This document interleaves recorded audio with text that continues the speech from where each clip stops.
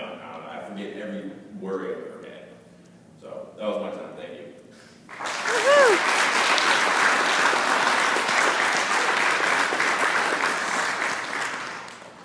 Hi, I'm Heather. I'm gonna be the last one to talk. I'd like to start off by saying the story that I tell everyone about Jacob. It was my first time working with him ever, and we went for a walk. And when you first meet Jacob, we tell you, don't take him for a walk by yourself unless you know that you can handle him, because he will drop on the ground and make you wait. And he will not get up, he will dead weight and just crawl around. And so I did not know this fact, and I took him for a walk anyway, and we made it out his parents' house around the corner and laid down on the grass and pretty much did that. And for about 15-20 minutes I was in panic mode of trying to get him up, because a lot of people were stopping and looking, and they probably were thinking, oh my goodness, this kid's having a seizure or he needs medical attention. And I was kind of thinking the same thing, but I knew better.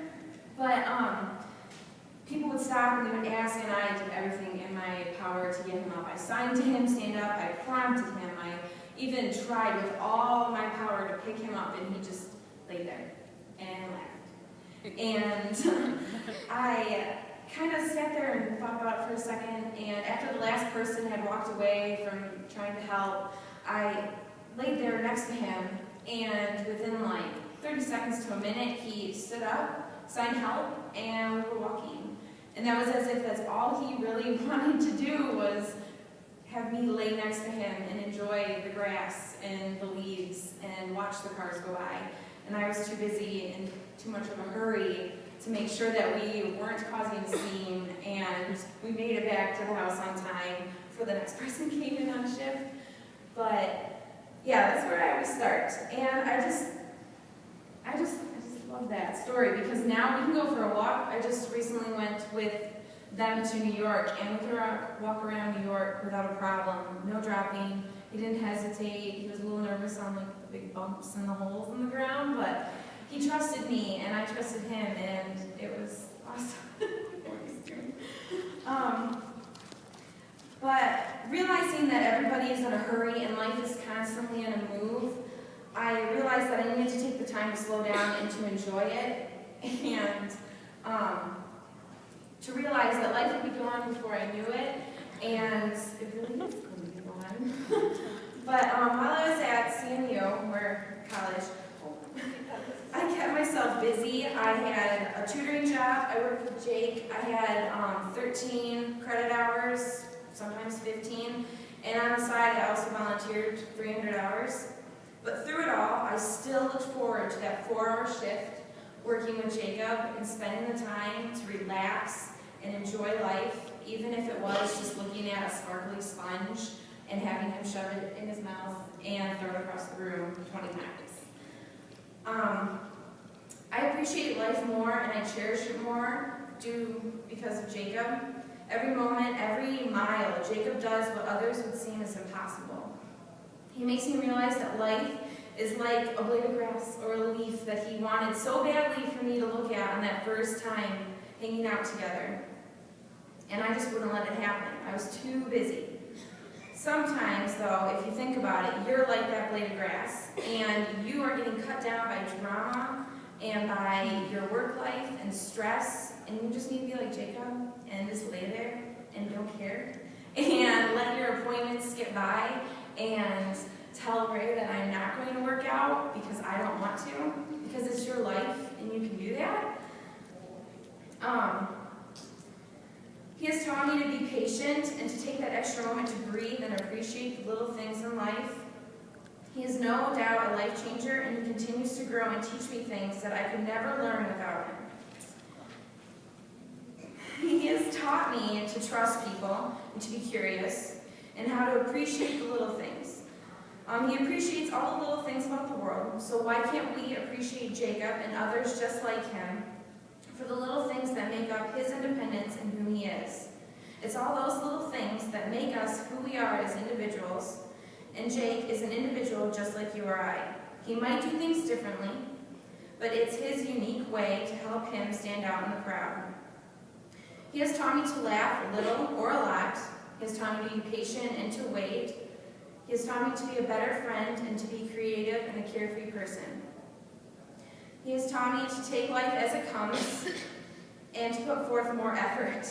He has taught me that if I don't want to finish a book, I don't have to, and you really don't. You can just close it and walk away, or throw it. That's fine too. You need to expect the unexpected, because as soon as you think that he is a happy camper and you walk away, he will have pudding on the walls, and you will have to clean the house again. He has been the greatest teacher, and I thank him for all the time that we took to lay on the trampoline, take time in the hot tub when he doesn't want to get out, and to lay on the grass, and to appreciate everything in life. But sadly, I will be leaving in August, and not only am I sad, but I'm also happy that we have grown together and have come so far. From laying in the grass on the corner by his parents' house to walking around New York without a care in the world. And I like the fact that we trust each other, and every day he trusts me a little more, and I'm going to miss that. But even though I'm leaving, I hope that he continues to grow and that nobody cuts him down or doesn't trust him like he trusts us. You can come into his house and instantly, within about 5 minutes, you might have to take him somewhere, and he really does trust you with his life.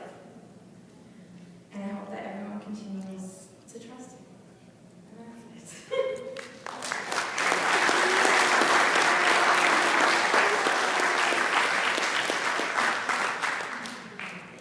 We have time for questions, comments.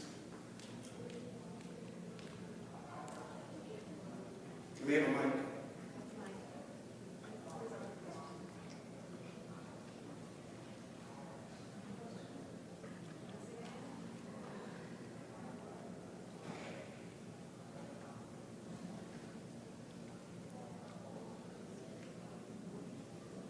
How did you get to the point of establishing caregivers? Is that, do you do that on your own, or is that something the state helps you with, or how did you get to that? We actually started when Jake was very young. I asked students who might be interested in volunteering an hour a week, and that's how we started getting these people, and they babysat for us as well. And then Nancy had the brilliant idea, I don't know how many years ago, that we could spend more time with other children if we had these babysitters come to our house after school until 8:30 in the evening. We'd have 2 shifts a day, Monday through Friday. So we started doing that. That came out of our own pocket. But when Jacob moved next door, through a Medicaid waiver, through the state of Michigan, through community mental health, his caregivers are paid by the state. And there's a fiscal intermediary who actually takes the timesheets and cuts the checks and does the tax work. So we're out of that business completely. We own the house. Jacob will inherit the house. But we want a system that would work without us, and we're 90% there, at least.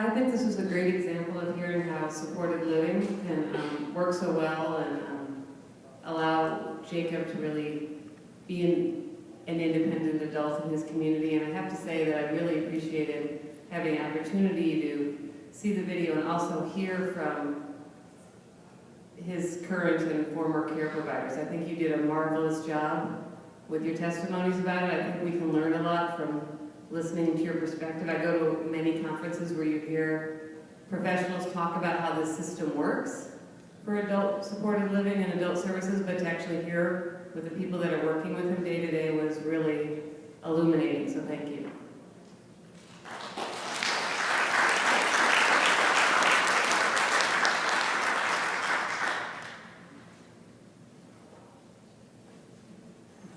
I just have a comment that my heart was just so touched by all 3 of you because I'm a grandmother of a little girl with charge, and I know when I see her smile, as misshapen as it may look to other people, it's one of the most beautiful sights I've ever seen, and it makes my day. And when she gives me a kiss, I am overwhelmed. And I thought that was just because I was a grandmother. But you guys are great.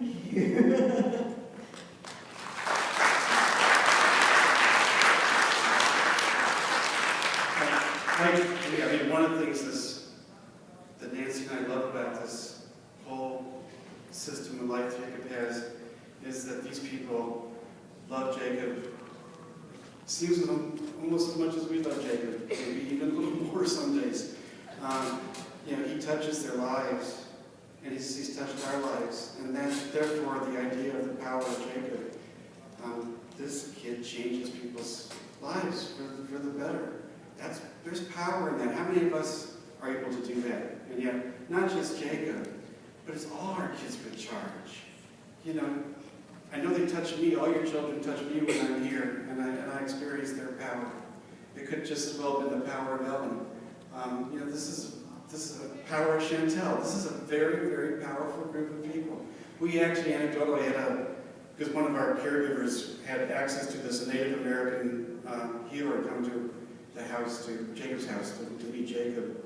And one of his comments was he couldn't stay too close to Jacob because Jacob's power was so great that he thought he would lose his footing and would actually collapse. I thought that was fascinating.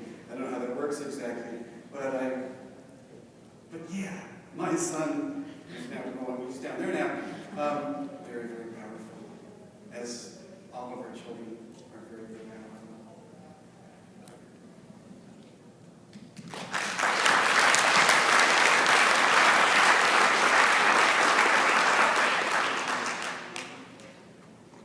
I'm just wondering for, I guess for all the different types of levels of communication, but how would you kind of explain to caregivers that, like, it's okay to have a day of not doing anything? Because sometimes that gets a bit hard.